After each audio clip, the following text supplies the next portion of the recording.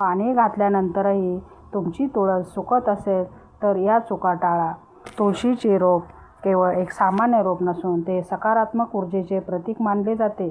हिंदू धर्मात तुळस पूजनीय आहे, त्यामुळे घरोघरी तुळशीचे रोप असतेच. पण अनेकदा खूप निगा राखूनही तुळशीचे रोप कोमेजते, सुकून जाते.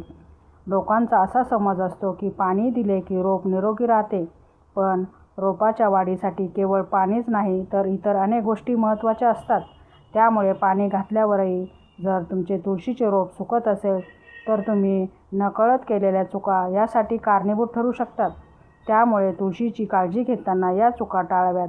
तुळशीच्या रोपाला पाणी जास्त घालू नये. जास्त पाणी घातल्याने त्याची मुळे सडतात. जास्त पाणी घातल्याने माती ओलसर राहते आणि मुळापर्यंत ऑक्सिजनचा पुरवठा होत नाही. परिणामी रोप हळूहळू कोमेजते. त्यामुळे तुळशीच्या रोपातील माती कोरडी झाली की त्याला पाणी घालावे.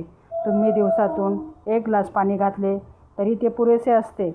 तुळशीचे रोप कमी सूर्यप्रकाशाच्या ठिकाणी ठेवू नये. तुळशीला दररोज किमान 4 ते 6 तास सूर्यप्रकाशाची आवश्यकता असते. ते सावलीत ठेवल्याने रोपाच्या वाढीवर परिणाम होतो आणि पाने पिवळी पडू शकतात. अर्धा दिवस ऊन आणि अर्धा दिवस सावली येईल अशा पद्धतीने तुळशीचे रोप ठेवा. ज्या कुंडीत तुळस लावली आहे त्याला छिद्र असणे आवश्यक आहे, कारण पाण्याचा निचरा न झाल्यास मुळांना नुकसान पोहोचते.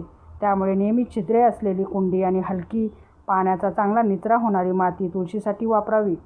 तुळशीच्या वाढीसाठी उबदार वातावरण लागते. अति थंड तापमानात तुळस कोमेजते.